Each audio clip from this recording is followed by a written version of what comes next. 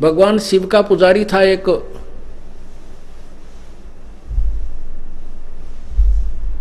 भस्मागिरी, और शिव जी के द्वार के सामने, उनके गेट के सामने ऊपर को पैर करके नीचे को सिरासन पर 12 वर्ष तक तप किया। पार्वती ने प्रार्थना की भगवान शिव जी से कि हे भगवान, आप तो सर्वशक्तिमान हैं, आप जो चाहो सो दे सकते हो, ये आपका श्रद्धालु क्या मांगता है इसको दे दो, ये चला जाए यहाँ से। तो भगवान शिव ने कहा मांग भाई, क्या मांगता भस्मागिरी, मैं तेरे से अति प्रसन्न हूँ। भस्मागिरी कहने लगा कि भगवान वचनबद्ध हो जाओ तब मैं कुछ मांगूँ। भगवान शंकर ने अपना पीछा छुटवाना था कि बारने आगे रोज निकलते दिखे, धरना दे रखा है इसने। कहने लगा अच्छा भाई तथा मैं मांग क्या मांगता है, मैं वचनबद्ध होता हूँ। उसी समय खड़ा होकर के कहा कि मुझे अपना भस्म कड़ा दे दो। शंकर भगवान के पास एक भस्म कड़ा था जिसको किसी के सिर के ऊपर रख के एक बार यूं कह दे भस्म, वो तुरंत राख हो जाता था, जल जाता था। भगवान शिव ने सोचा ये भाई साधु भक्त है, अपनी रक्षा के लिए मांगता होगा, निकाल के कड़ा दे दिया, क्यों वचनबद्ध हो चुके थे। अब वो दुष्ट आत्मा राक्षस स्वभाव का धारण किए हुए क्या मन में गंदी सोच लिए बैठा था, क्या तप कर रहा था कि कड़ा लेकर, भस्म कड़ा लेकर शिव जी ने मारूंगा और पार्वती को पत्नी बनाऊंगा। ओए होए, ओ तेरा गजब हो। तो गीता जी के ज्ञान को हमने समझने के लिए थोड़ा सा दिल डांटना पड़ेगा, एकदम उफान नहीं आना चाहिए, क्योंकि हम इनके बहुत पुराने पुजारी थे, इसलिए एक बार हमें भी धक्का सा लग गया था। पर ज्ञान को सुने और समझे, आप शास्त्र को सामने देखकर हम संतुष्ट हो गए थे कि सचमुच हम गलत रास्ते जा रहे।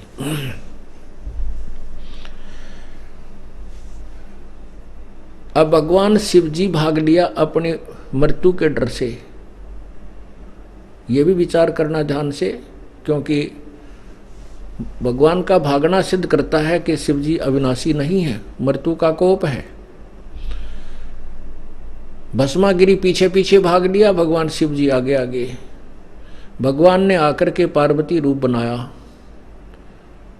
और भस्मागिरी खड़ा हो गया, क्योंकि तो चाही पार्वती की थी। उसको यह भी मालूम था जब तक तेरे पास भस्म कड़ा शिव जी निकट नहीं आ सकता, अपनी पत्नी की सुरक्षार्थ भी नहीं आ सकेगा। इसलिए भस्मागिरी रुक गया और शिव जी भागा जा रहा है, कभी पीछे देख ले, कभी डांक ठोक दे। उधर से शिव पार्वती रूप बना करके भगवान ने आकर के उसको अपना कहा कि रुक जाओ, आप क्यों भाग रहे हो, मैं तेरे पास आ गया हूं। भस्मागिरी डट गया। अब पार्वती रूप में भगवान ने कहा कि तू डांस करके दिखा मुझे। वो कहने लगा मैं तपस्वी आदमी हूँ। भस्मागिरी बोला मुझे डांस करना नहीं आता। पार्वती के रूप में भगवान बोला कि मैं सिखाता हूँ तुझे, इस पैर को आगे कर, इसको पीछे कर, इस हाथ को ऊपर ला, इसको और थोड़ा और ऊपर ला। वो जब सिर पे हाथ आ लिया, जिसमें हाथ में कड़ा था भस्मागिरी का, उसी के सिर पर, भस्मागिरी के सिर पे जब हाथ वो कड़ा आ लिया, कह दिया भस्म, वो भस्मागिरी खत्म हो गया। तब भगवान शिव जी का दिल डटा, वापस अपनी पत्नी के पास आया। पुण्यात्माओं,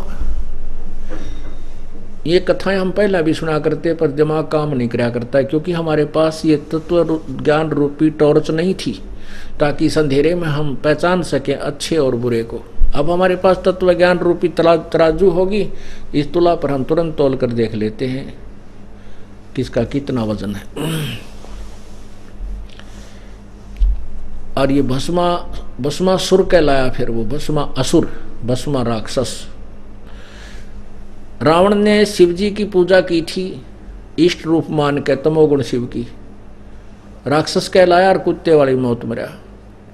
पुण्यात्माओं, दास नहीं कह रहा, ये अपनी पवित्र गीता जी में लिखे हुए ज्ञान को विस्तृत कर रहा हूँ, उसको आपके सामने विस्तृत तरीके से पेश कर रहा हूँ विद प्रूफ। आगे वैष्णु पुजारी जो है, विष्णु जी के पुजारियों को वैष्णव बोलते हैं। वैष्णव जो सतोगुण विष्णु के पुजारी, वैष्णु साधु।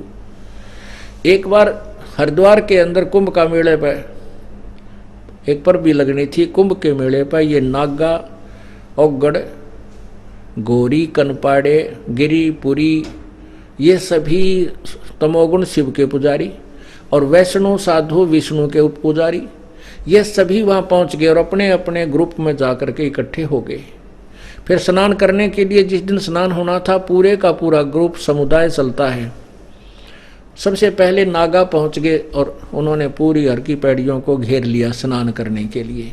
पीछे से वैष्णव साधुओं का पूरा ग्रुप आया।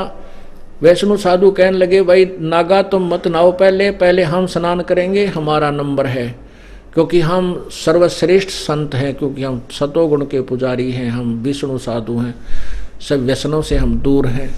नागा कहने लगे, नहीं हम सर्वश्रेष्ठ हैं, सबसे पहले हम स्नान करेंगे और हम त्यागी वैरागी हैं, हमें किसी चीज़ की इच्छा नहीं है, हम निवस्त्र रहते हैं।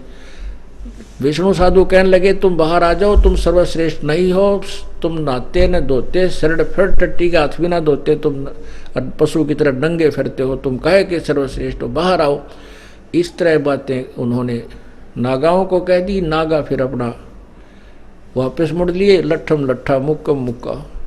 वो भगवान भी भूल गए, हर की पैड़ी भी खत्म हुई, नहीं याद रही, और ना ही वह पर भी याद रही जिसके लिए नान गए थे। मुक्का मुक्का फिर तलवार निकाल लाए, तीर मारे एक दूसरे को। 25,000 वो ये त्रिगुण पुजारी कटका वहाँ पर जो है कत्लेआम हो गया, आपस में लड़ मरे और गंगा के पानी को लाल कर दिया और उसमें सब बह बह कर चाल रहे हैं उन पुजारियों के। पुण्यात्माओं, इस सदग्रंथ को हमने समझ करके तत्व ज्ञान को ग्रहण करना है और तत्व ज्ञान की रोशनी में कदम रखने हैं, कहीं ठोकर ना लग जा। पहले बहुत भटक चुके हैं।